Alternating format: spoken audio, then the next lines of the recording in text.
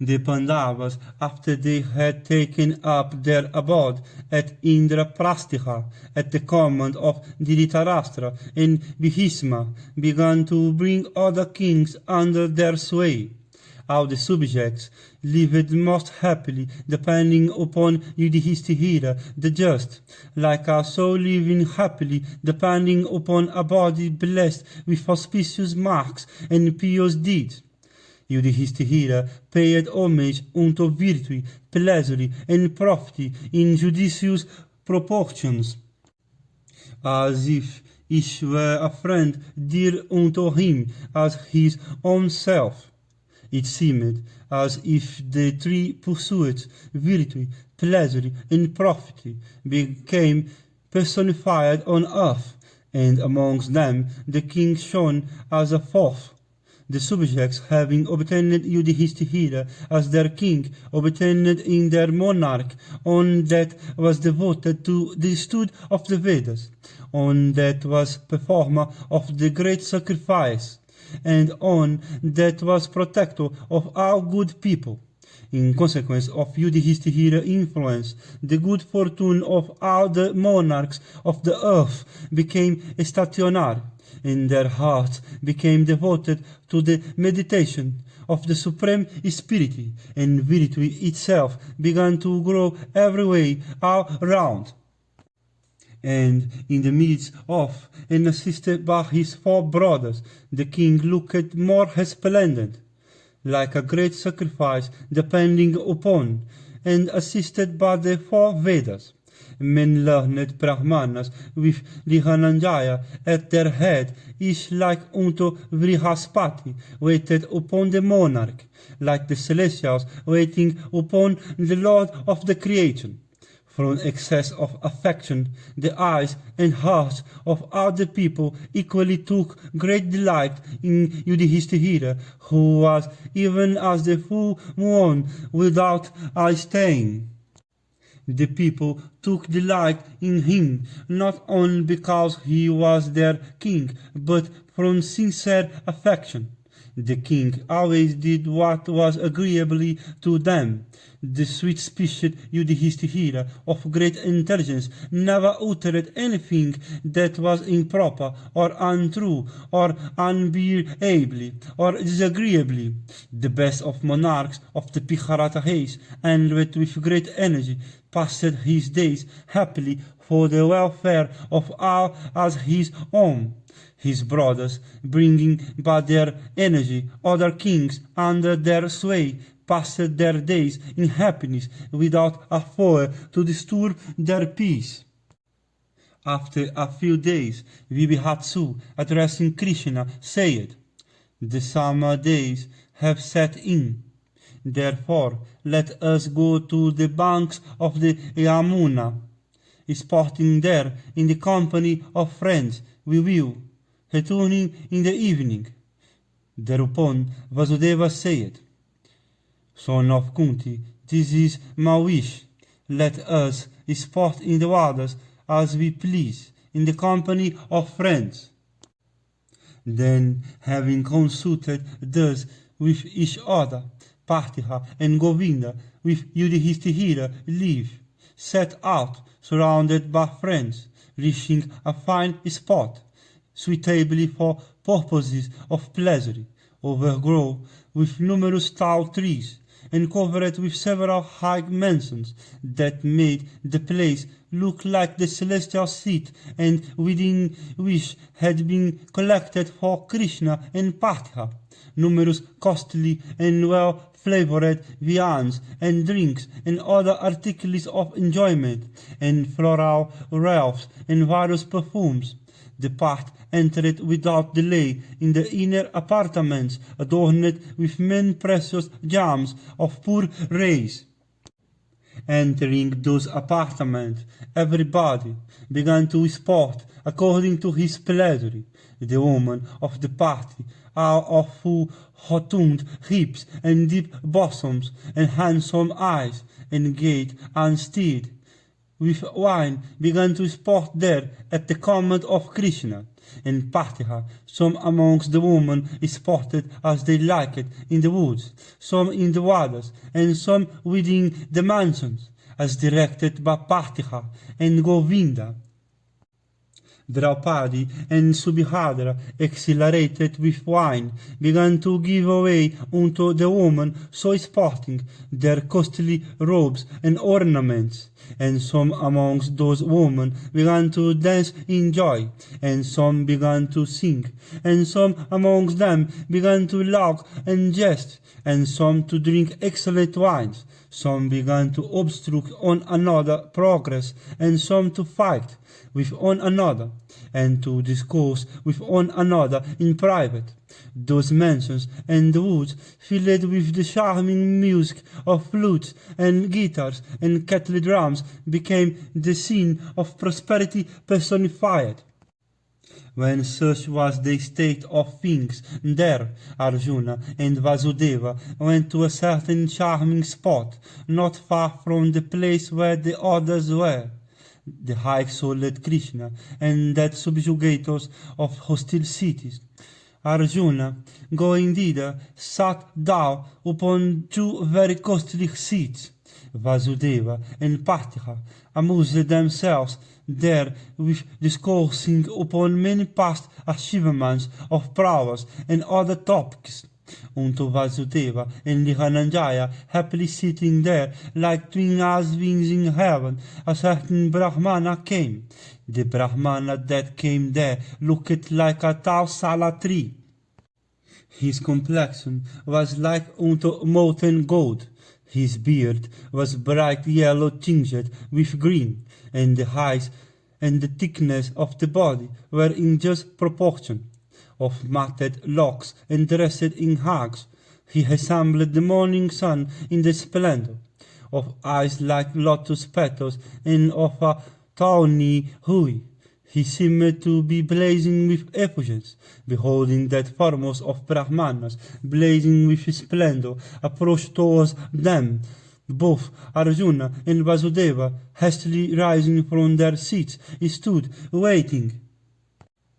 Then that Brahmana addressed Arjuna and Vasudeva of the Satyavata race, saying, Ye who are now staying so near unto Khandava are the two foremost of heroes on earth. I am a voracious Brahmana that always eateth much, thou of the Vrishni race, and Patha, I solicit you to gratify me by giving me sufficient food. Thus addressed by the Brahmana, Krishna and the son of Pandu answered him, saying, Tell us what kind of food will gratify thee, so that we may endeavor to give it thee. The illustrious Brahmana thus replied, said unto those heroes who were inquiring after the kind of food he sought, I do not desire to eat ordinary food. Know that I am Agni. Give me that food which suiteth me. This forest of Khandava is always protected by Indra, and as it is protected by the illustrious On, I always fail to consume it. In that forest dwelleth with his followers and family a Naga called Takishaka, who is the friend of Indra. It is for him that the wielder of the thunderbolt protecteth this forest. Many other creatures are thus protected he for the sake of Takishaka. Desiring to consume the forest, I succeed not in my attempts, in consequence of Indra's prowess. Beholding me blazing forth, he always poureth upon me water from the clouds. Therefore, I succeed not in consuming the forest of Khandava, although I desire very much to do so. I have now come to you, you who are both skilled in weapons. If you help me, I will surely consume this forest, for even this is the food that is desired by me. as ye are conversant with excellent weapons, I pray you to prevent those showers from descending and any of the creatures from escaping when I begin to consume this forest. Why did the illustrious Agni desire to consume the forest of Khandava that was filled with various living creatures and protected by the chief of the celestials? When Agni consumed in wrath the forest of Khandava, it is evident there was a grave cause. I desire to hear all this in detail from thee. Tell me how the Khandava forest was consumed in days of yore. I will narrate the history of the conflagration of Khandava as told by the Rishi in the Purana. It hath been heard in the Purana that there was a celebrated king of the name of Sivetaki, who was endowed with great strength and prowess, and who was equal unto Indra himself. No one on earth was equaled him in sacrifice, charity, and intelligence. Sivetaki performed the 5 great sacrifices and many others, at all of which the presents unto Brahmanas were large. The heart of that monarch was always set upon sacrifice, religion's rites, and gifts of all kinds. And King Sivetaki, of great intelligence, assisted by his Hitivijas, performed sacrifice for many long years, till those sacrificial priests, with eyes afflicted by the continued smoke and becoming very weak, left that monarch, wishing never more to assist at his sacrifice. The king, however, repeatedly asked those Hitivijas to come to him. They came not to his sacrifice in consequence of the painful state of their eyes. The king therefore invited, at the command of his own Hitivijas, others like unto them, and completed the sacrifice that he had begun. After some days had elapsed, King Sivetaki desired to perform another sacrifice which should extend for 100 years. The illustrious monarch obtained not any priest to assist him in it. The celebrated king then, with his friends and relatives, casting off all sloth, repeatedly courted his priests with great persistence, by bowing down unto them by conciliatory speeches, and by gifts of wealth. All of them, however, refused to accomplish the purpose which that the king of immeasurable energy had in view. Then that royal sage, getting angry, addressed those Brahmanas sitting in their asylums, and said, If ye Brahmanas were a fallen person, or if I were waiting in homage and service to you, I should then deserve to be abandoned without scruple by you and by other Brahmanas at the same time. As I am neither degraded or waiting in homage to you, it behoveth you not to obstruct the performance by me of my sacrifice, or to abandon me thus, ye foremost of Brahmanas, without adequate reason. I seek ye Brahmanas your protection. It behoveth you to be propitious unto me, ye foremost of Brahmanas. If you abandon me from enmity alone, or an improper motive, I shall go unto other priests for their assistance in this sacrifice of mine, and conciliating them by sweet words and gifts, I shall represent unto them the business I have on hand, so that they may accomplish it. Having said this, the monarch became silent. When those priests well knew that they could not assist at the king's sacrifice, they pretended to be angry, and addressing that the best of monarchs said, "Best of kings, thy sacrifices are incessant, by assisting thee always we have all been fatigued, and as we have been wearied in consequence of these labours, it behoveth thee to give us leave, seeing less on, from loss of judgment thou canst not wait. Go unto Hudra, he will assist at thy sacrifice." Hearing those words of censure and wrath, King Sivetaki became angry, and the monarch, wending to the mountains of Kailasa, devoted himself to asceticism there. The monarch began to worship Mahadeva with fixed attention, and by observing the most rigid vows, and foregoing all food at times, he passed a long period. The monarch ate on fruits and roots, sometimes at the 12th and sometimes at the 16th hour of the whole day.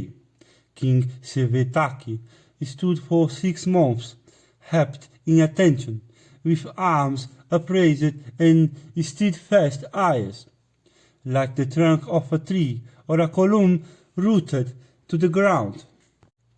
Sankara, at last, gratified with that tiger among kings, who was undergoing such hard penances, showed himself unto him, and the god spake unto the monarch in a calm and grave tone, saying, "Tiger among kings, chastise of foes, I have been gratified with thee for thy asceticism. Blessed be thou. Ask now the boon that thou desirest."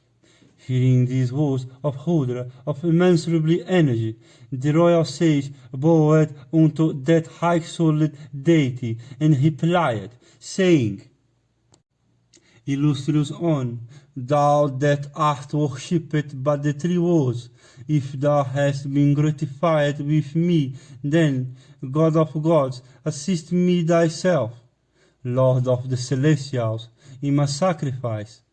Hearing these words spoken by the monarch, the illustrious god was gratified, and smiling said, "We do not ourselves assist at sacrifice, but as thou hast undergone severe penances, desirous of obtaining a boon, I will assist at thy sacrifice upon this condition." And Hudra continued, "If thou canst for 12 years pour without intermission libations of clarified butter into the fire, thyself leading all the while the life of a Brahmacharin with happy attention, then thou shalt obtain from me what thou askest." King Sivetaki, thus addressed by Hudra, did all that he was directed to do by the wielder of the trident, and after 12 years had elapsed, he again came unto Mahesvara. And Sankara, the creator of the world, upon seeing Sivetaki, that excellent monarch, immediately said in great gratification, "I have been gratified by thee with this thy own act. The duty of assisting at sacrifice properly belongeth to Brahmanas. Therefore, I will not myself assist at thy sacrifice today. There is on earth an exalted Brahmana who is even a portion of my own self.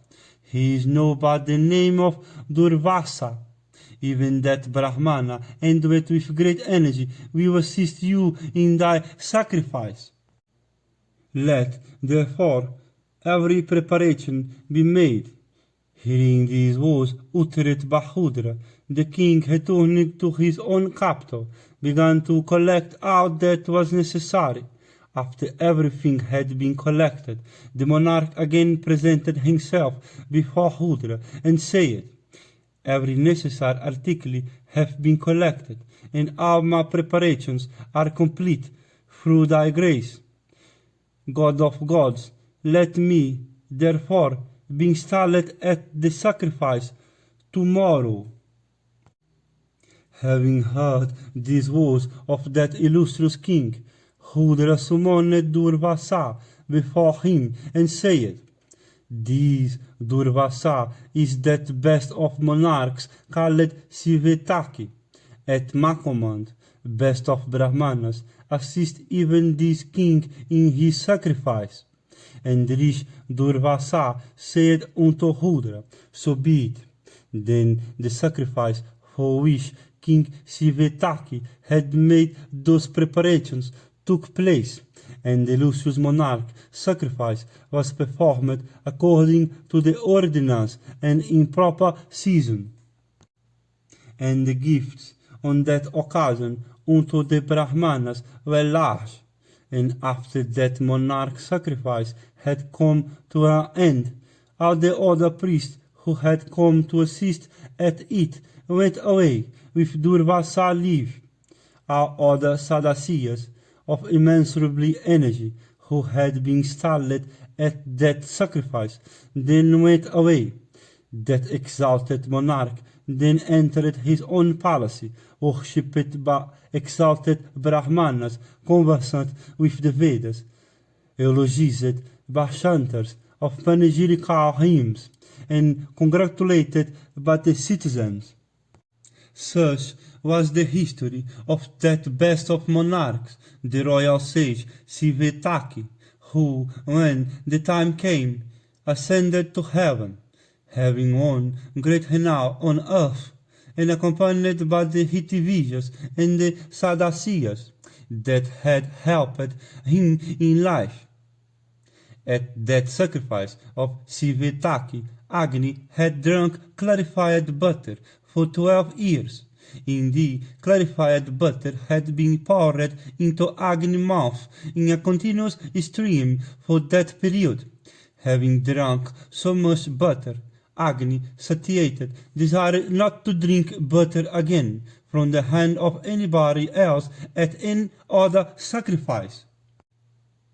Agni became pale, having lost his color, and he could not shine as before. He felt a loss of appetite from surfeit, and his energy itself became weakened, and sickness afflicted him.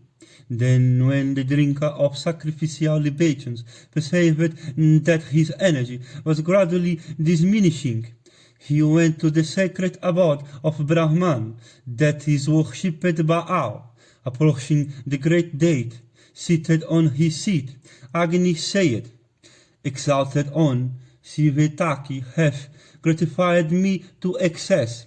Even now I am suffering from surfeit which I cannot dispel. Lord of the universe, I am being reduced both in splendor and strength. I desire to regain through thy grace my own permanent nature. Hearing these words from Hutavaha, the illustrious creator of all things, smiling, replied unto him, saying, Exalted on, thou hast eaten for 12 years a continuous stream of sacrificial butter poured into thy mouth. It is for this that illness hath seized thee. Agni, grieve not for it. Thou shalt soon regain thy own nature. I shall dispel this surfeit of thine.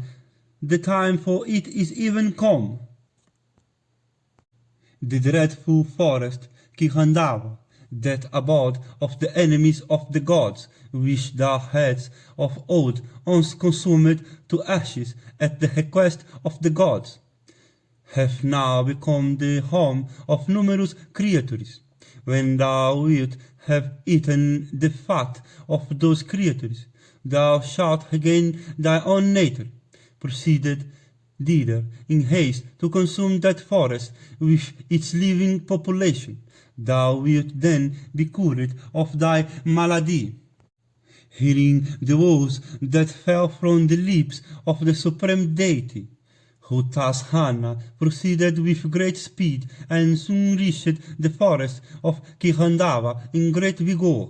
Arrived there, he suddenly blazed forth in anger, assisted by Vayu.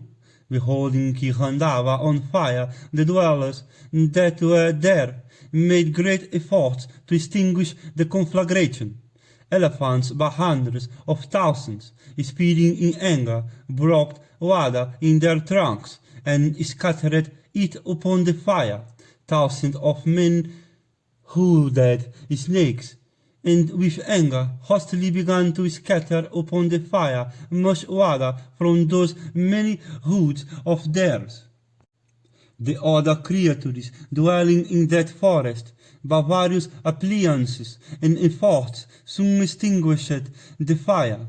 In this way, Agni blazed forth in Khandava repeatedly, even for 7 times, and it was in this way that the blazing fire was extinguished there as often by the denizens of that forest. Then Havyavahana, in anger and disappointment with his ailment uncured, went back to the grandsire, and he represented unto Brahma all that had happened. The illustrious deity, reflecting for a moment, said unto him, Sinless I see a way by which thou mayest consume the forest of Khandava today in the very sight of Indra. Those old deities, Nara and Narayana, have become incarnate in the world of men to accomplish the business of the celestials. They are called on earth Arjuna and Vasudeva. They are even now staying in the forest of Khandava. Solicit them for aiding thee in consuming that forest. Thou shalt then consume the forest even if it be protected by the celestials. They will certainly prevent the population of Khandava from escaping, and deward Indra. I have no doubt of this. Hearing these words, Agni came in the haste unto Krishna and Partha. I have already told thee what he said, having approached the illustrious pair. Hearing those words of Agni, who was desirous of consuming the forest of Khandava against the will of Indra, Vibhatsu said unto him these words, well suited to the occasion. I have numberless excellent celestial weapons with which I can fight even men wielders of the thunderbolt. I have no bow suited to the strength of my arms, and capable of bearing the might I may put forth in battle. In consequence of the lightness of my hands, I require arrows that must be exhausted. My car is scarcely able to bear the load of arrows that I would desire to keep by me. I desire celestial steeds of pure white, possessing the speed of the wind, and a car possessing the splendor of the sun, and the clatter of whose wheels should be resemble the roar of the clouds. Then there is no weapon suited to Krishna energy, and with which Madhava can slay Nagas and Pishakas. It behoveth thee to give us the means by which success may be achieved, and by which we may thwart Indra in pouring his showers upon that extensive forest. We are ready to do all that manliness and prowess can do. It behoveth thee to give us the adequate means. Thus addressed by Arjuna, the smoke-bannered Hutasana, desirous of an interview with Varuna, recollected that son of Aditi, that deity protecting one of the points of the heavens, and having his home in the water, and ruling that element. Varuna, knowing that he was talked by Pavaka, immediately appeared before that deity. The smoke-bannered celestial, welcoming with reverence the ruler of the waters, that fourth of the Lokapalas, said unto that eternal God of gods, Give me without loss of time that bow and quiver, and that ape-bannered car which were obtained from King Soma. Partha will achieve a great task with Khandava, and Vasudeva with the discus. Give both, therefore, unto me today. Hearing these words, Varuna replied unto Pavaka, saying, Well, I am giving them. He then gave that wonderful jewel of a bow that was endowed with great energy. That bow was the enhancer of fame and achievements, and was incapable of being injured by any weapon. It was the chief of all weapons, and the grinder of them all. And it was the smitter of hostile armies, and was alone equal to 100,000 bows. It was the multiplier of kingdoms, and was variegated with excellent colors. It was well adorned and beautiful to behold, and without a mark of weakness or injury anywhere. And it was always worshipped both by the celestials and the Gandharvas. Varuna gave 2 inexhaustible kivas, and he gave a car furnished with celestial weapons, and whose banner bore a large ape. Yoked unto that car were steeds, white as silver, of the fleecy clowns, and born in the region of the Gandharvas, and decked with golden harness, and resembling in fleetness the wind or the mind. And it was equipped with very implement of war, and was incapable of being vanquished by the celestials or the Asuras. Its splendor was great, and the sounds of its wheels was tremendous. It delighted the heart of every creature that looked at it. It had been created by Vishvakarman, the architect of the universe, and one of the lords of creation. After severe ascetic meditation, its splendor, like that of the sun, was so great that no one could gaze at it. It was the very car from which the Lord Soma had vanquished the Danavas. Resplendent with beauty, it looked like an evening cloud reflecting the effulgence of the setting sun. It was furnished with an excellent flagstaff of golden color and great beauty, and there sat upon that flagstaff a celestial ape of form fierce like that of a lion or a tiger. Stationed on high, the ape seemed bent upon burning everything it beheld, and upon the flags were various creatures of large size, whose roars and yells caused the enemy soldiers to faint. Then Arjuna encountered Imayo, and armed with the sword, and his fingers cased in leathern gloves, walking round that excellent car, adorned with numerous flags, and bowing unto the gods, ascended it like a virtuous man riding in the celestial car that bears him to heaven. And taking up that celestial and first of bows created by Brahma of old, and called Khandava, Arjuna was filled with joy, and bowing unto Hutasana, Partha, endowed with great energy, took up the bow and stringed it forcibly. Those who heard the noise that was made while the mighty Pandava stringed that bow quaked with fear. And having obtained that car and that bow and the 2 inexhaustible kivas, the son of Kunti became glad and thought himself competent to assist at the task.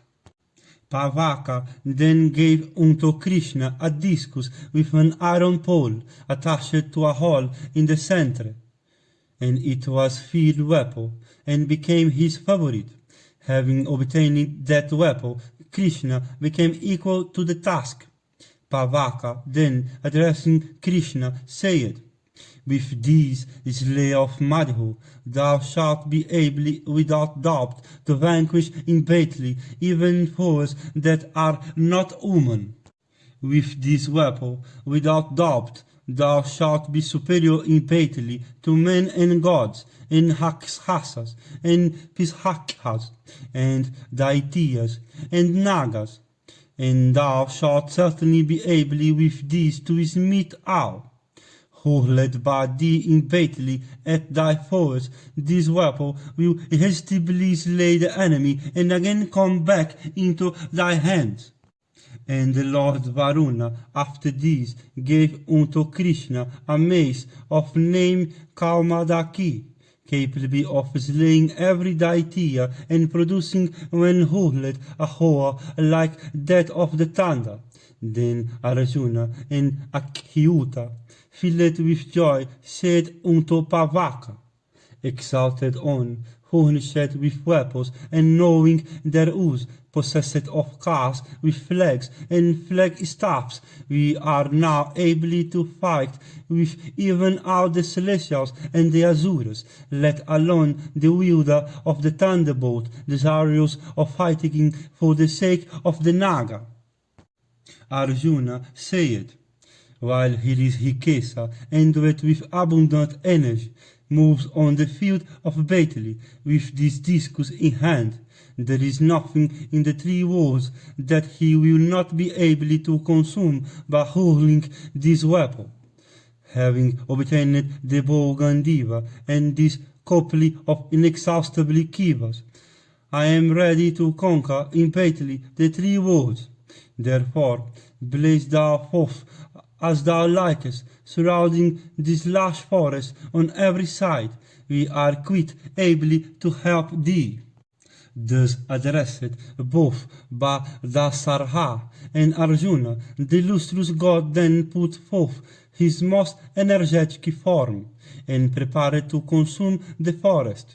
Surrounding it on all sides with his 7 flames, he began to consume the forest of Khandava, exhibiting his all-consuming form like that at the end of the Yuga. Surrounding that forest and catching it from all sides with a horror like that of the clowns, Agni made every creature within it tremble. That burning forest then looked resplendent like the king of mountains, Meru, blazing with the rays of the sun falling thereupon. Then those foremost of car warriors, riding in their cars and placing themselves on opposite sides of that forest, began a great slaughter on all sides of the creatures dwelling in Khandava. At whatever point any of the creatures residing in Khandava could be seen attempting to escape, thither rushed those mighty heroes. Indeed, those 2 excellent cars seemed to be on, and the 2 warriors therein on individual. And while the forest was burning, hundreds and thousands of living creatures, uttering frightful yells, began to run about in all directions.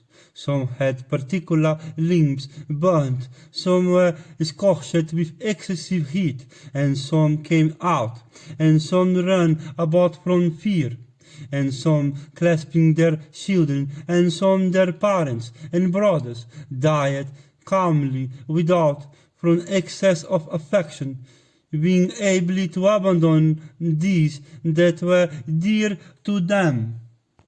And men there were who, beating their nether lips, rose upwards and soon fell whirling into the blazing elements below.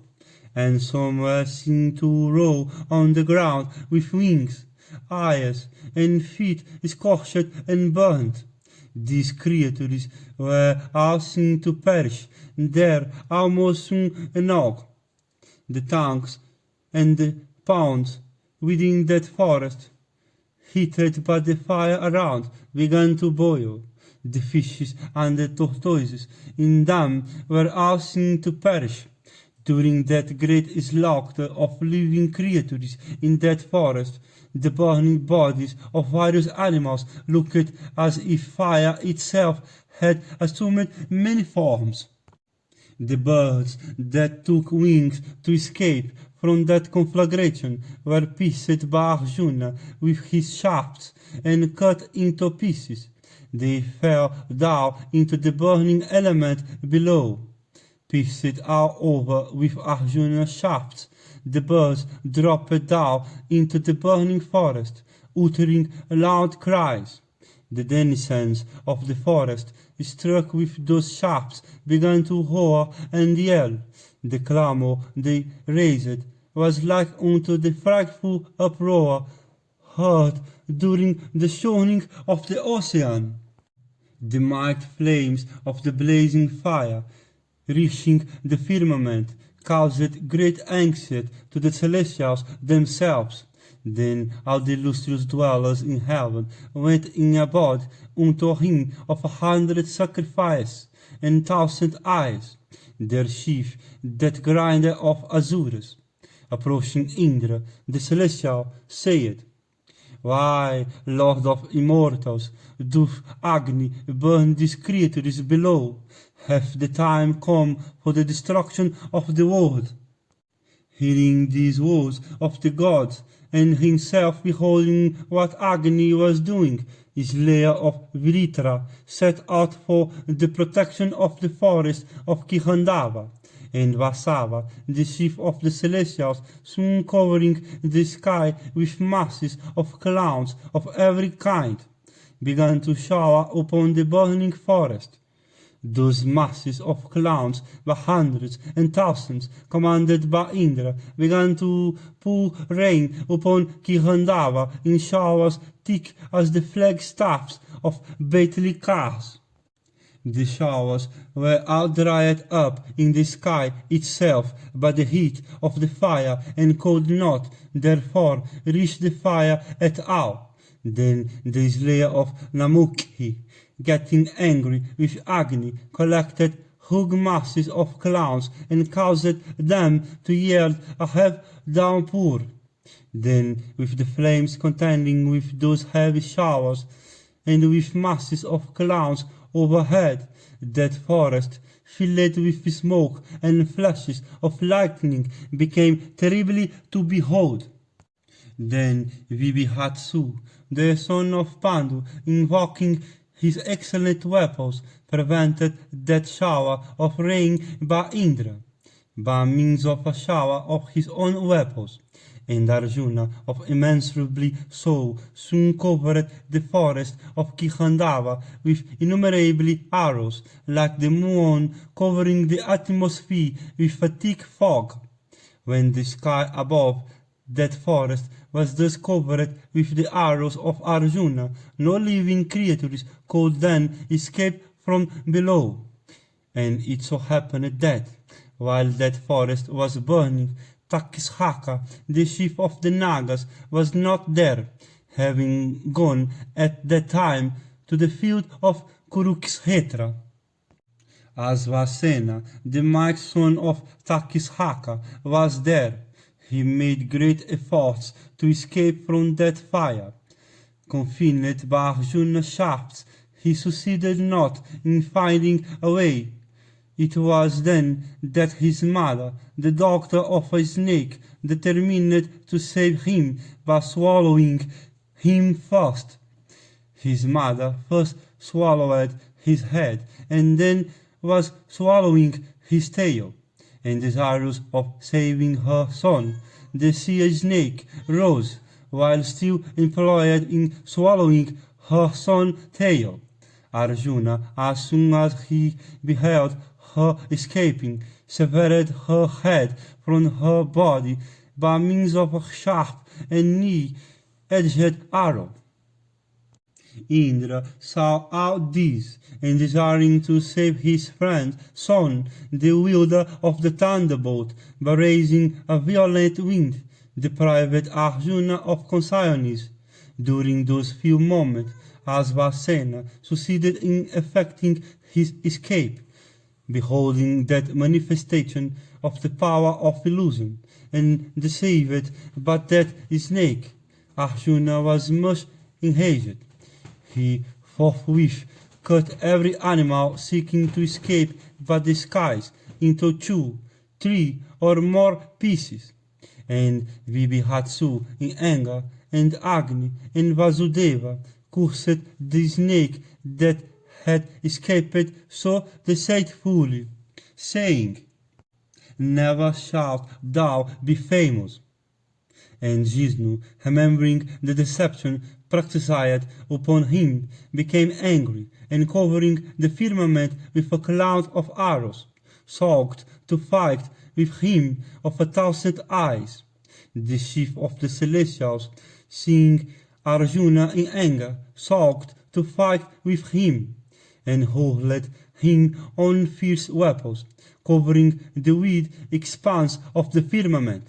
Then the winds, making a loud roar and agitating all the oceans, brought together masses of clouds in the sky, charged with torrents of rain.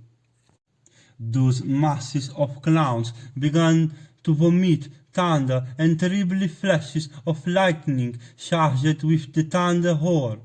Then Arjuna, possessing a knowledge of means, hurled the excellent weapon called Vayavya with proper mantras to dispel those clouds.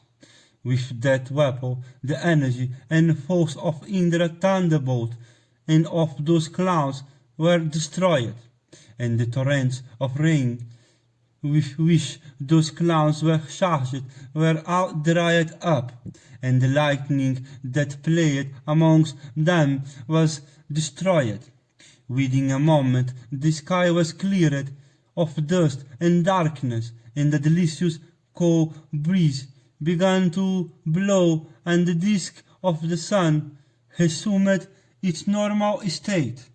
Then the eater of clarified butter, glad because none could baffle him, assumed various forms, and sprinkled over with the fat exuded by the bodies of creatures, blazed forth with all his flames, filling the universe with his horror.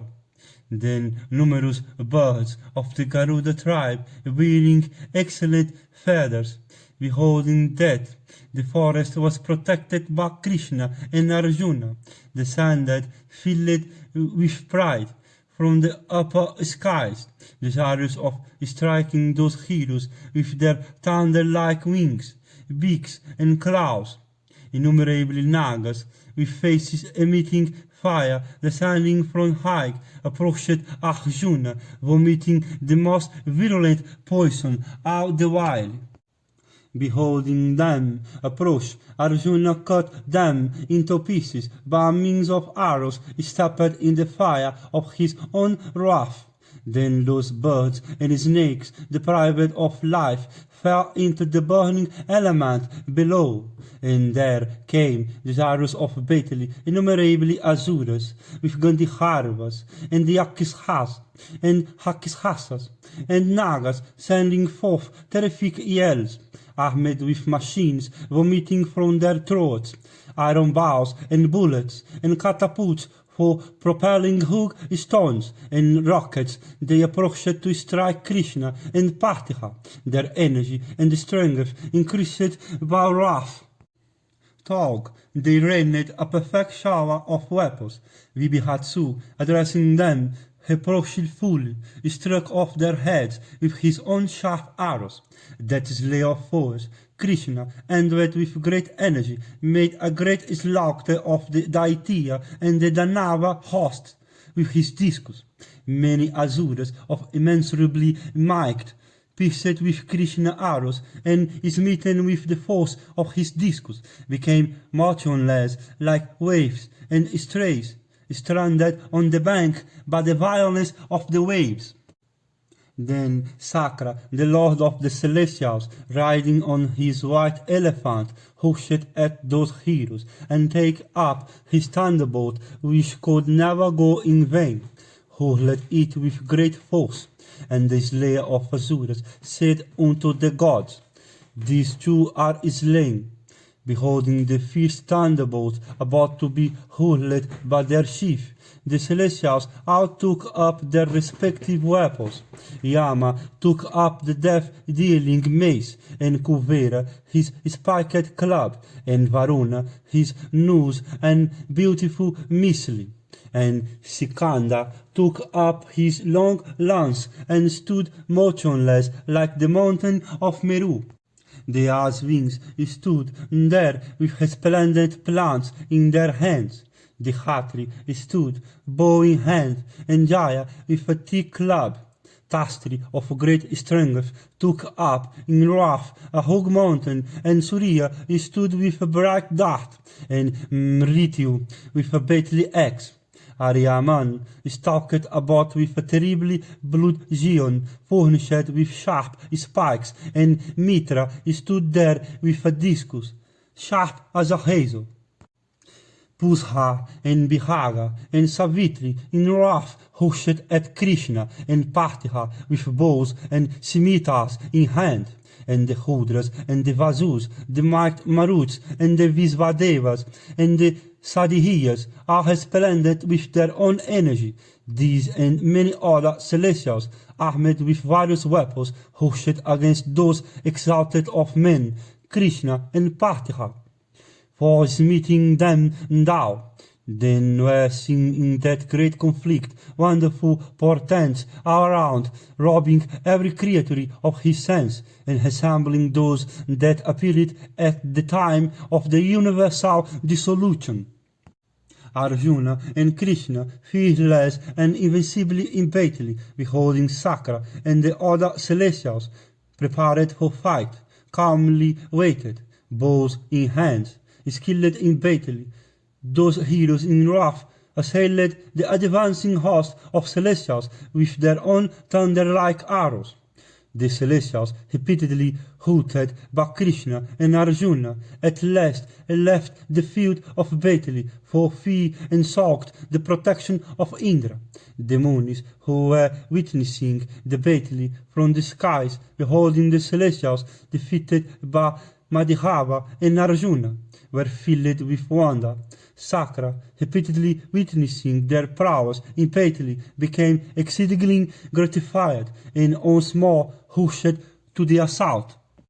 The chastiser of Paka then caused a heavy shower of stones, desiring to ascertain the prowess of Arjuna, who was able to draw the bow even with his left hand. Arjuna, in great wrath, dispelled with his arrows that thick shower. Then he offered 100 sacrifices. Beholding that shower, baffled, once more caused a thicker shower of stones. But the son of the chastiser of Paka gratified his father by baffling that shower with his swift arrows. Then Sakra, desirous of smithing down the son of Pandu, tore up with his hands a large peak from Mandara with tall trees on it, and hurled it against him. Arjuna divided that mountain peak into 1,000 pieces by his swift going and fire-mounted arrows. The fragments of that mountain, in falling through the skies, looked as if the sun and the moon and the planets, displaced from their positions, fell down on earth. That hog peak fell down upon that forest, and by its fall killed numerous living creatures that dwelt in Khandava. Then the inhabitants of the forest of Khandava, the Danavas and Hakishasas and Nagas and wolves and bears and other wild animals and elephants with hand temples and tigers and lions with manes and deers and buffaloes by hundreds and birds and various other creatures, frightened at the falling stones and extremely anxious, began to fly in all directions. They saw the forest, and Krishna and Arjuna ready with their weapons. Frightened at the terrible sounds that were audibly, and there those creatures lost their power of movement, beholding the forest burning in innumerable places, and Krishna ready to smite them down with his weapons. They all set up a frightful roar. with that terrible clamor, with the roar of fire, the whole welkin has sounded, as it were with the voice of portentous clowns. The Khandava of dark hue and marked arms, in order to compass their destruction, hurled at them his large and fierce discus, resplendent with its own energy. The forest dwellers, including the Danavas and the Hakishasas, afflicted by that weapon, were cut into hundreds of pieces and fell into the mouth of Agni. Mangled by Krishna's discus, the Asuras were besmeared with blood and fat and looked like evening clowns. He of the Vrishni haze moved about like death itself, slaying Pisakhas and birds and nagas and other creatures by thousands. The disco itself repeatedly hurled from the hands of Krishna. That slayer of our foes came back to his hands after slaughtering numberless creatures. The face and form of Krishna, that soul of every created thing, became fish to behold, while he was thus employed in the slaughter of the Pisakhas, Nagas, and Hakishasas. No one among the celestials who had mustered there could vanquish in battle Krishna and Arjuna. When the celestials saw that they could not protect that forest from the might of Krishna and Arjuna by extinguishing that conflagration, they retired from the scene. Then he of 100 sacrifices, beholding the immortals retreat, became filled with joy and applauded Krishna and Arjuna. When the celestials gave up the fight, an incorporeal voice, deep and loud, addressing him of 100 sacrifices, said, "Thy friend Takishaka, that chief of the snake, hath not been slain. Before this conflagration commenced in Khandava, he had journeyed to Kurukshetra. Know from my words, Vasava, that Vasudeva and Arjuna are incapable of being vanquished in battle by anyone. They are Nara and Narayana, those gods of old heard of in heaven. Thou knowest what their energy is and what their prowess. Invincible in battle, these best of old rishis are inconquerable by anyone in all the world. They deserve the most reverential worship of all the celestials and Asuras and Yakshas, Hakishasas, Gandharvas, human beings and Kinnaras and Nagas.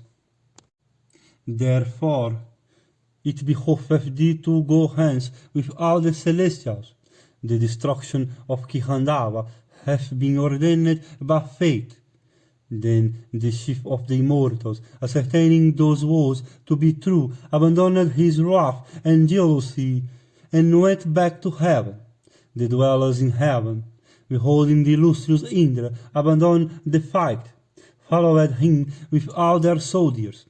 Then those heroes, Vasudeva and Arjuna, when they saw the chief of the celestials retreat, accompanied by all the gods, set up a leonine roar. Kesava and Arjuna, after Indra had left the scene, became exceedingly glad. Those heroes then fearlessly assisted at the conflagration of the forest.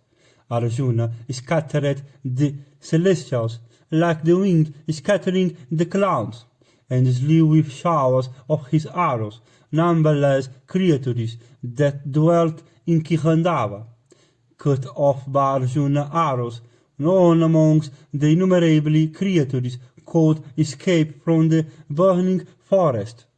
Far from fighting with him, none amongst even the strongest creatures mustered there could look at Arjuna, whose weapons were never futile, sometimes piercing 100 creatures with one shaft, and sometimes a single creature with 100 shafts. Arjuna moved about in his car.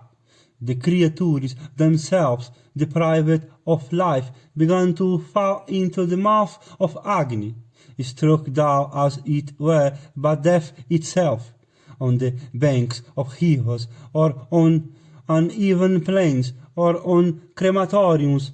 Go where they did, the creatures found no ease, for wherever they sought shelter, there they were afflicted by the heat.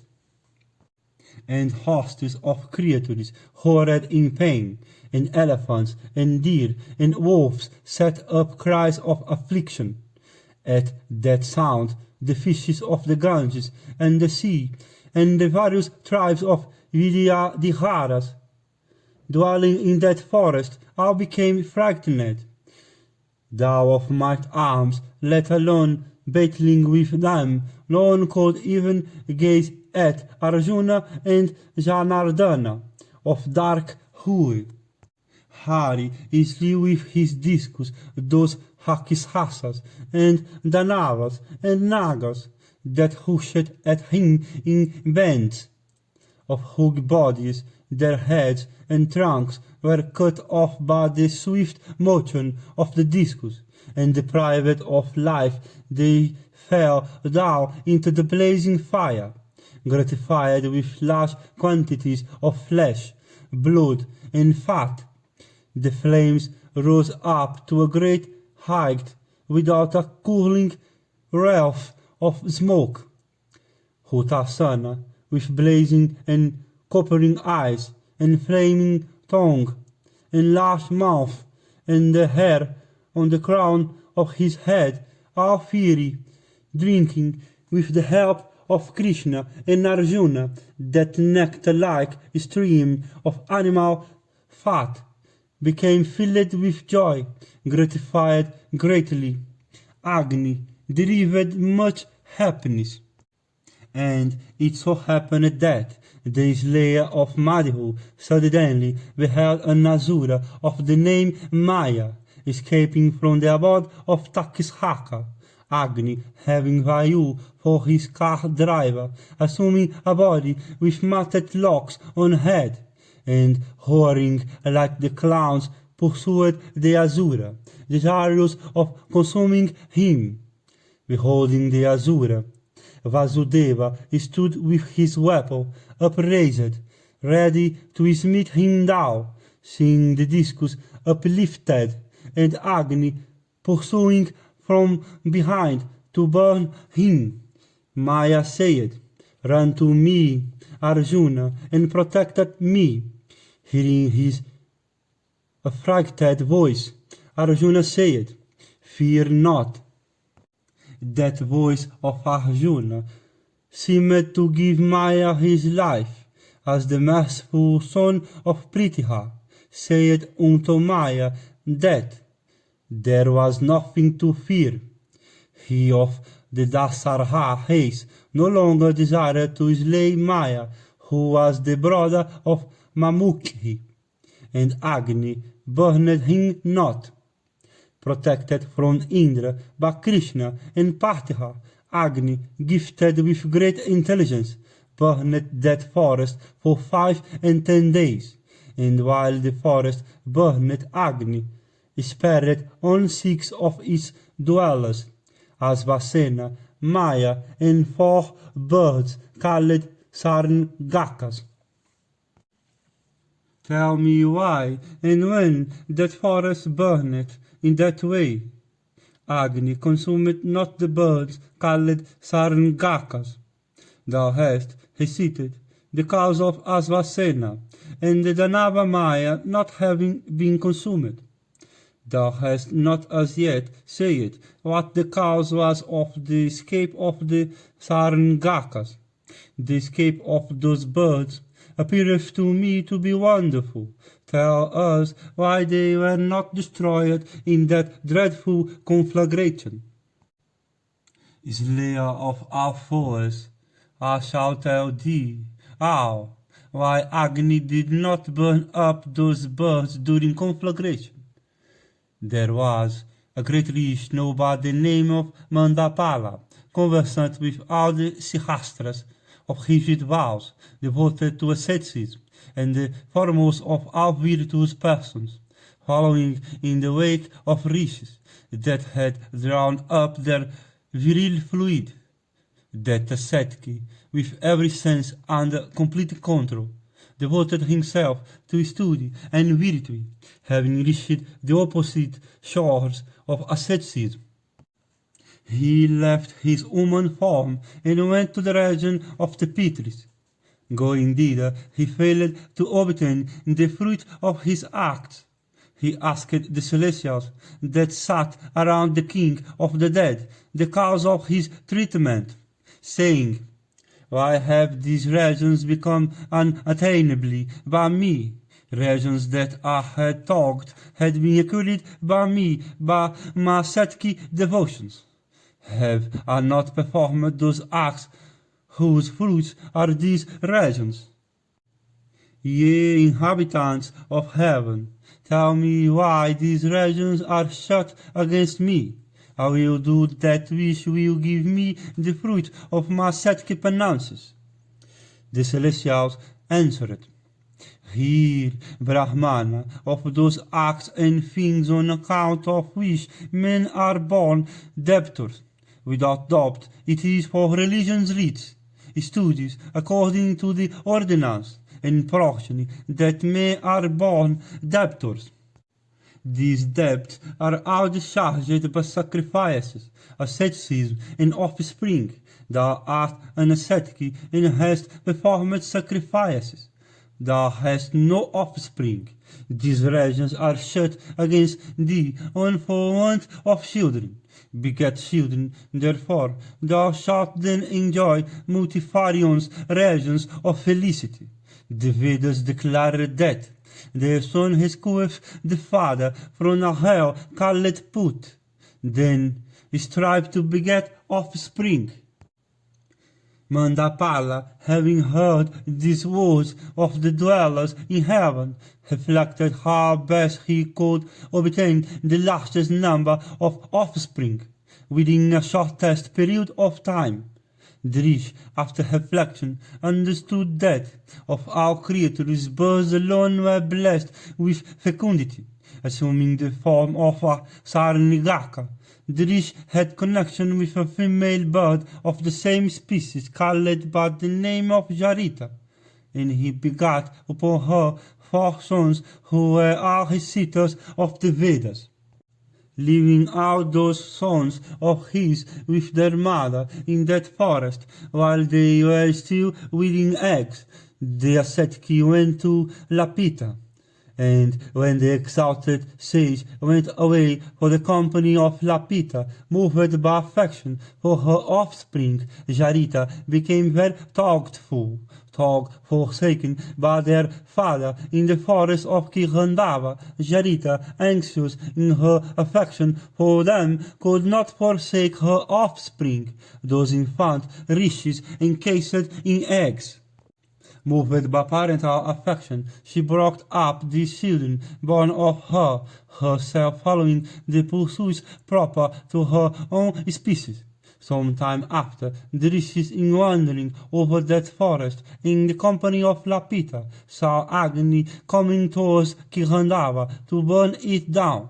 Then the Brahmana Mandapala, knowing the intention of Agni and remembering that his children were all young and moved by fear, gratified the god of the burning element, that regent of the universe, and with great energy.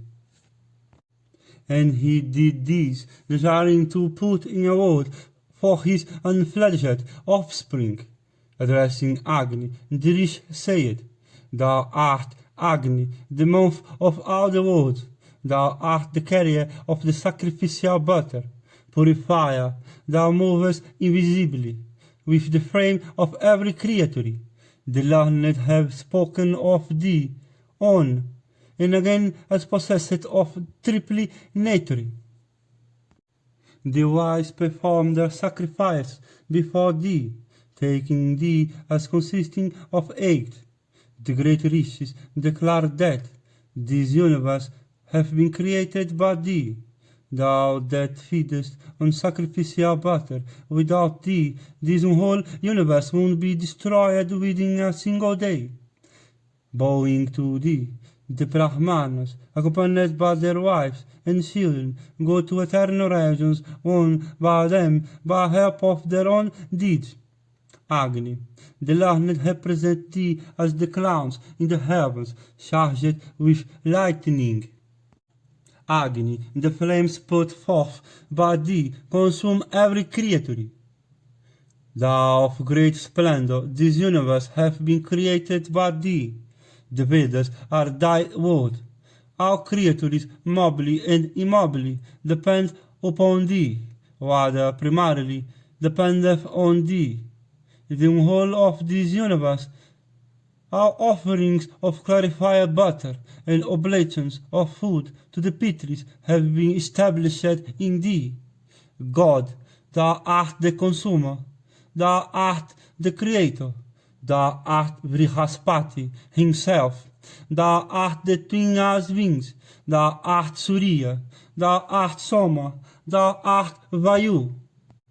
Thus panegyrized by Mandapala, Agni was gratified with that wish of immeasurable energy, and the god, well pleased, replied, What good can I do to thee?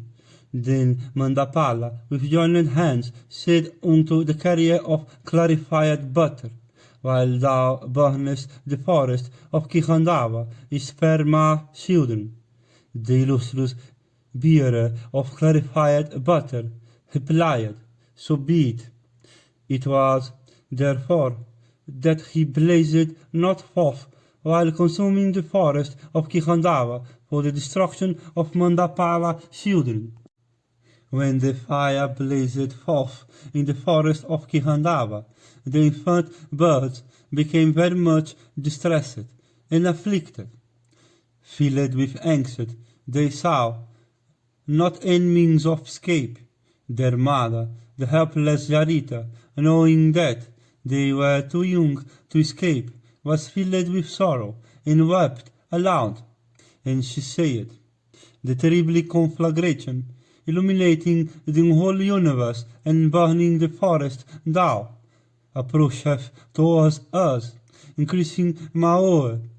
These infants, with immature understanding, without feathers and feet, and the sole refuge of our deceased ancestor, afflict me.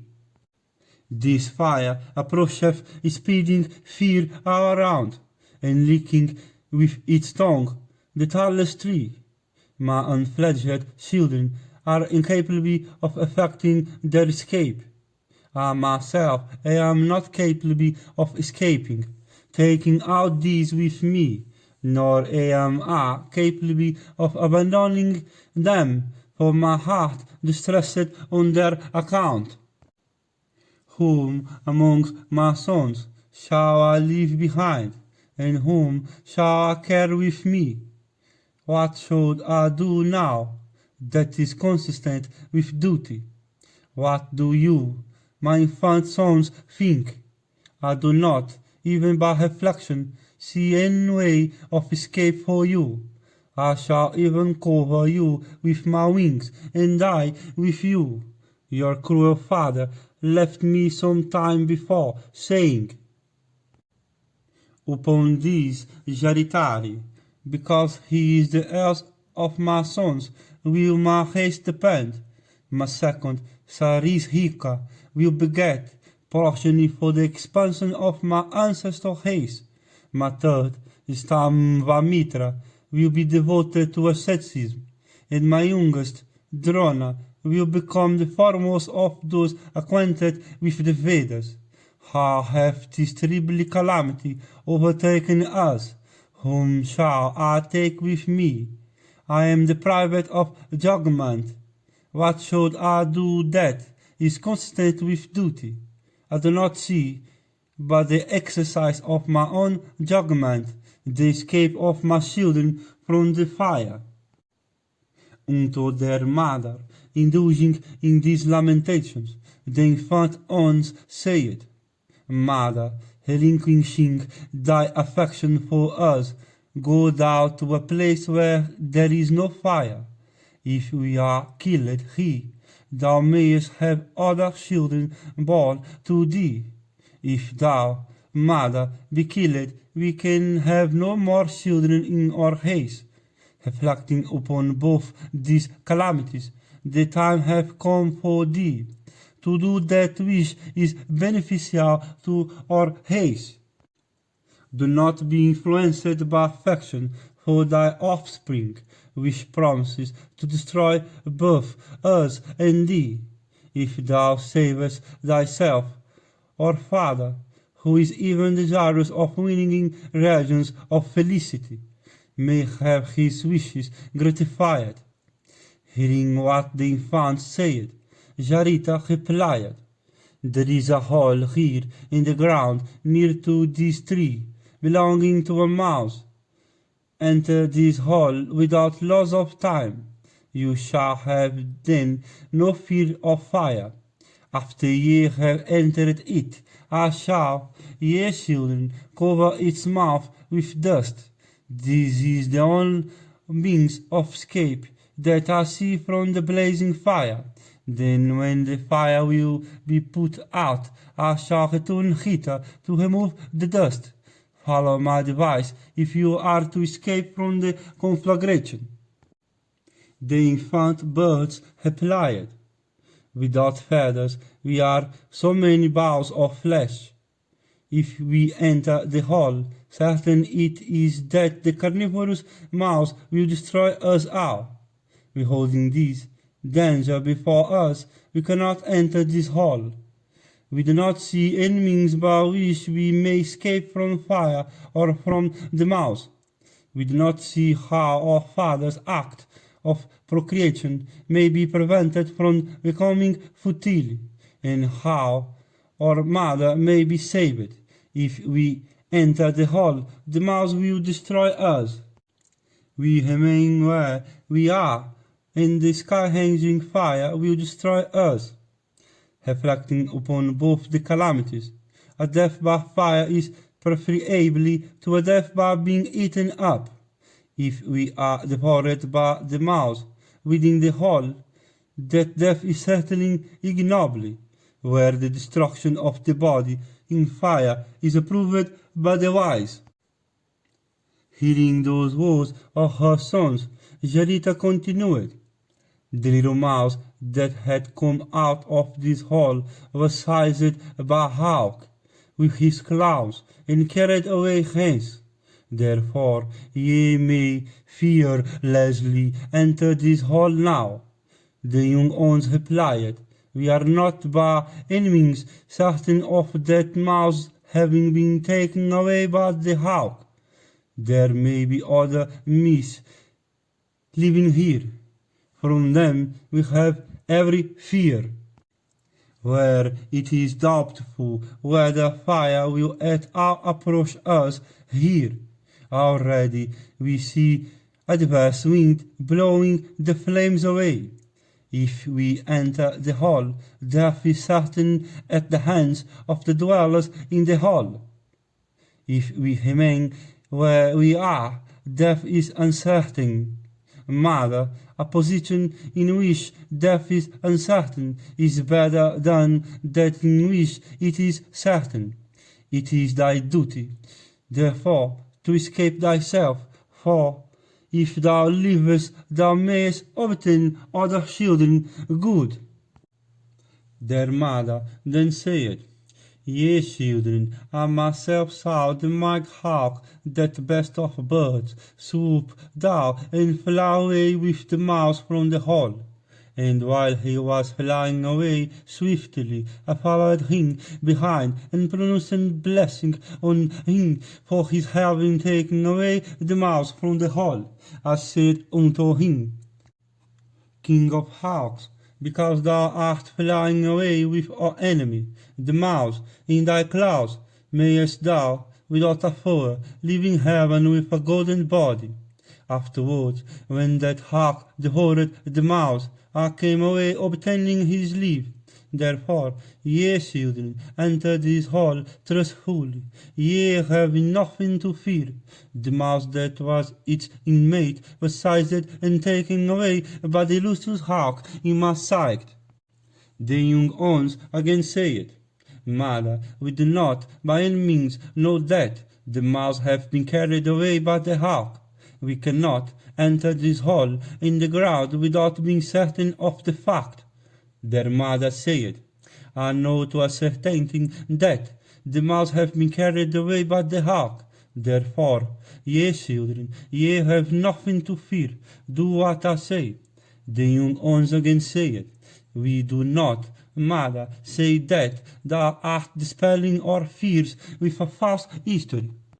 For whatever is done by a person when his reason hath been disturbed can scarcely be said to be that person's deliberate act. Thou hast not been benefited by us, or dost thou know who we are? Why dost thou, therefore, strive to protect us at so much cost to thyself? Who are we to thee? Thou art young and handsome, and capable of seeking out thy husband. Go unto thy husband. Thou shalt obtain good children again. Let us, by entering the fire, attain to regions of felicity. If, however, the fire consume us not, thou mayest come back and obtain us again. The parent bird then, thus addressed by her sons, left them in Khandava, and hastily went to the spot where there was no fire, and there was safety. Then Agni, in haste and with fierce flames, approached the spot where the sons of Mahabharata were. The young birds saw the blazing fire come towards them. Then Jaritari, the elves of four, in the hearing of Agni, began to speak. Jaritari said, The person that is wise remaineth awakeful in view of death.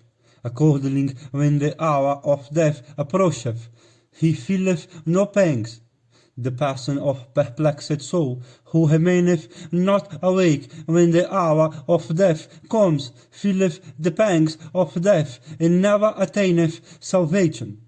The second brother, Sarishika, said, Thou art patient and intelligent. The time is come when all lives are threatened. Without doubt, one amongst many becometh wise and brave. The third brother, Stamvamitra, said, The elf's brother is called the protector. It is the elf's brother that rescueth from danger. If the elf himself faileth to rescue them, what can the younger ones do?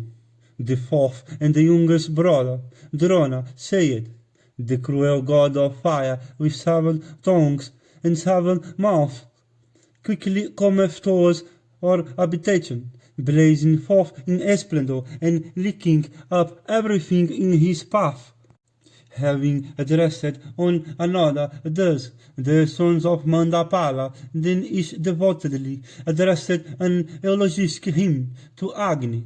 Listen now to those hymns as I recite them.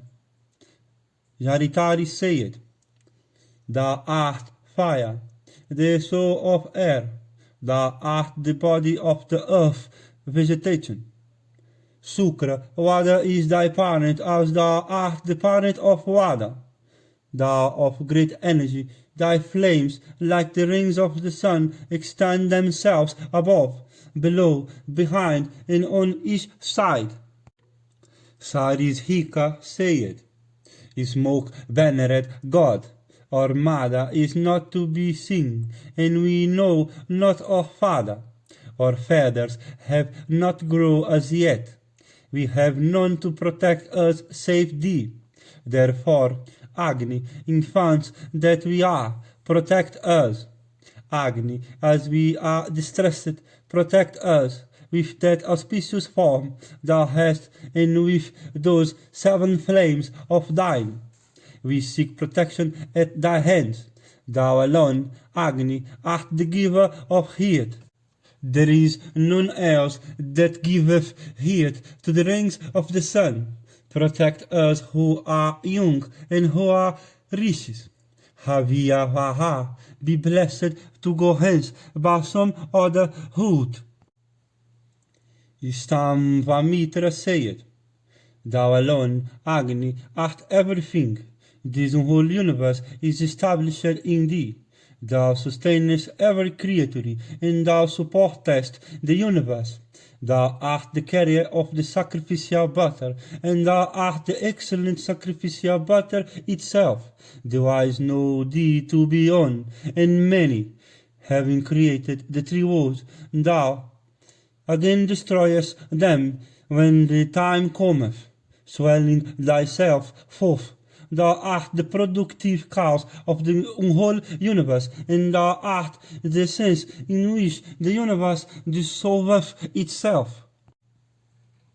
Drona said, Lord of the universe, growing in strength and remaining within their bodies, thou causest the food that living creatures eat to be digested. Everything, therefore, is established in thee. Thou from whose mouth the Vedas have sprung, it is thou who assumest the form of the sun, and sucking up the waters of the earth, and every liquid juice that the earth yields, givest them back in time in the form of rain, and causest everything to grow. From thee are these plants and creepers with green foliage. From thee have sprung these tanks and pools, and the great ocean that is ever blessed. Thou of his reigns, this our body dependeth on Varuna. We are unable to bear thy heat. Be thou therefore our auspicious protector. Destroy us not, thou of copper-hued eyes, thou of head neck, thou whose path is marked by a black color, save us by going along in remote route. As in thee the ocean saveth the house on its banks.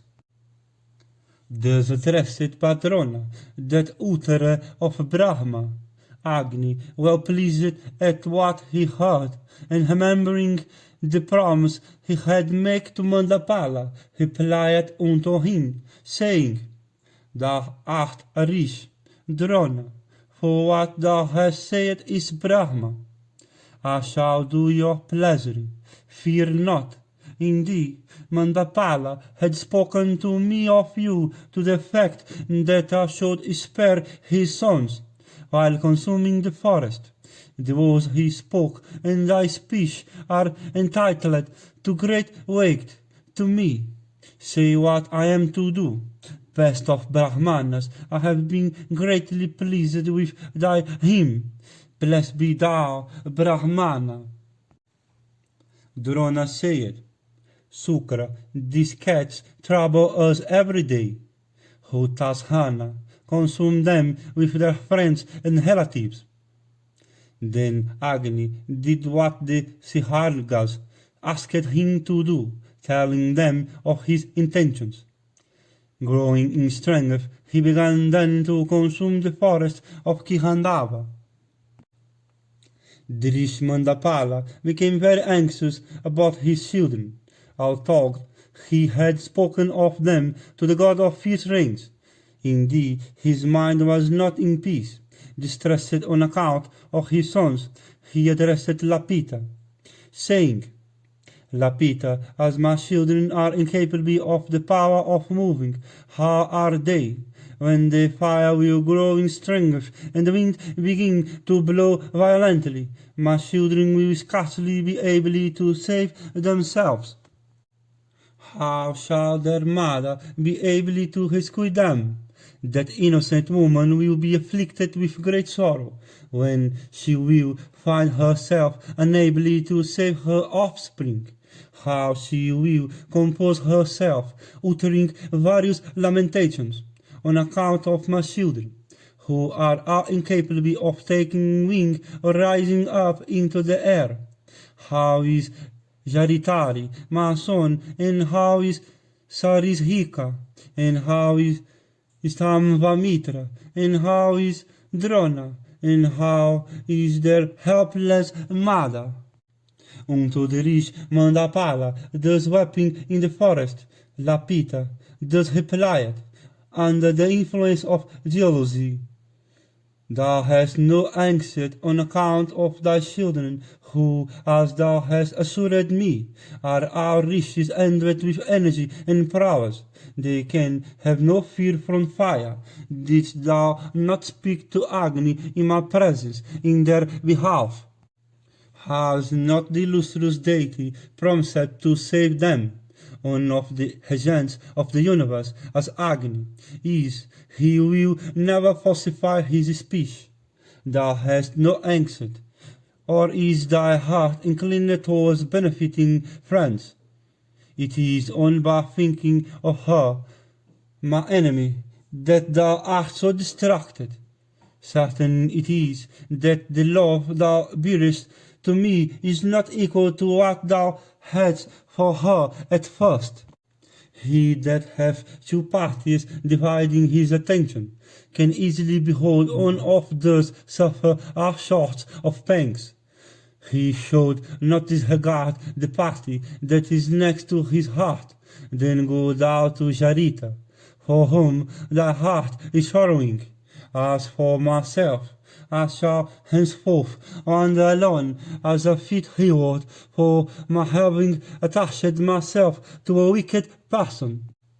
Hearing these words, Mandapala replied, I do not wander over the earth with such intentions as thou conceivest. It is only for the sake of progeny that I am here, and even those that I have are in danger. He who casteth off what he hath for the sake of what he may acquire is a wicked person. The Lord disregardeth and insulteth him. As for thyself, thou art free to do what thou choosest. This blazing fire that licketh up the trees causeth sorrow in my anxious heart, and hazeth therein evil presentiments. Meanwhile, after the fire had left the spot where the Sarnigakas dwelt, Jarita, much attached to her children, hastily came thither to see how they were.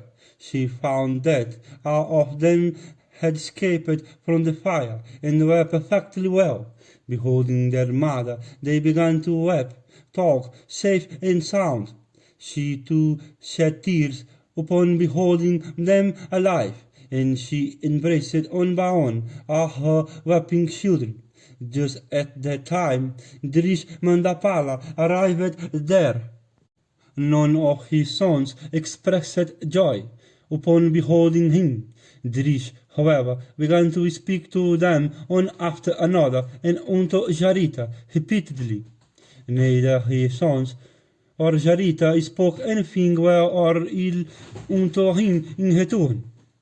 Mandapala then said, Who amongst these is thy firstborn, and who the next after him, and who is the third, and who the youngest? I am speaking unto thee woefully. Why dost thou not reply to me? I left thee, it is true. I was not happy where I was. Jarita then said, What hast thou to do with the else of these? And what with him that is next? And what with the third? And what with the youngest? Go now unto that Lapita of sweet smiles, and endowed with youth, unto whom thou didst go of old, beholding me deficient in everything. Mandapala replied, As regards females, there is nothing so destructive of their happiness, whether in this or the other world, as a co-wife and a clandestine lover. There is nothing like this too that inflames the fire of hostility and causes such anxiety. Even the auspicious and well-behaved Arundhati, celebrated amongst all creatures, had been jealous of the illustrious Vasistha, of great purity of mind, and always devoted to the good of his wife. Arundhati insulted even the wise Muni amongst the seven. in consequence of such insulting thoughts of hers, she has become a little star, like fire mixed with smoke, sometimes visibly and sometimes invisibly. Like an omen portending no good, I took to thee for the sake of children. I never wronged thee, like Vasistha, who never wronged his wife. Thou hast, therefore, by thy jealousy, behaved towards me like Arundhati of old towards Vasistha. Men should never trust women, even if they be wives. Women, when they have become mothers, do not much mind serving their husbands. After this, all his children came forward to worship him, and he began to speak kindly towards them all, giving them every assurance. Mandapala then addressed his children, saying, I had spoken unto Agni for the safety of you all. The illustrious deity had assured that he would grant my wish. All those words of Agni, and knowing the virtuous disposition of your mother, as the great energy that is in yourselves, I came not here early. Therefore, ye sons, do not harbor in your hearts any sentiment towards me. Ye are all rishis acquainted with the Vedas, even Agni knoweth you well. Having given such assurance unto his sons, the Brahmana Mandapala took with him his wife and sons, and leaving that region went away to some other country. It was thus that the illustrious god of fierce rains, having grown in strength, consumed the forest of Khandava with the help of Krishna and Arjuna for the good of the world. And Agni, having drunk several rivers of fat and marrow, became highly gratified and showed himself to Arjuna. Then Purandara, surrounded by Maruts, descended from the firmament, and addressing Partha and Kesava, said, Ye have achieved a feat that a celestial even could not. Ask ye each a boon that is not obtainable by any man. I have been gratified with you. Then Partha asked from Indra all his weapons. At this sacra of great splendor, having fixed the time for giving them, said, When the illustrious Madhava becomes pleased with thee, then, son of Pandu, I will give thee all my weapons. Prince of Kuruheis, I shall know when the time cometh. Even for thy austere asceticism, I will give thee all my weapons of fire and all my Vayavya weapons, and thou wilt accept them all of me. Then Vasudeva asked that his friendship with Arjuna might be eternal. The chief of the celestials granted unto the intelligent Krishna the boon he desired, and having granted these boons unto Krishna and Arjuna, the lord of the Maruts, accompanied by the celestials, ascended to heaven. Having spoken to Hutasana, Agni, having burnt that forest with its animals and birds for 5 and 10 days, became gratified and ceased to burn. Having eaten flesh in abundance and drunk fat and blood, he became highly gratified, and addressing Achyuta and Arjuna, said, I have been gratified by you 2 tigers among men. At my command, ye heroes, ye shall be competent to go wheresoever ye choose. Thus addressed by the illustrious Agni, Arjuna, and Vasudeva, and the Danava Maya, these there, having wandered a little at last, sat themselves down on the delightful banks of Ahiva.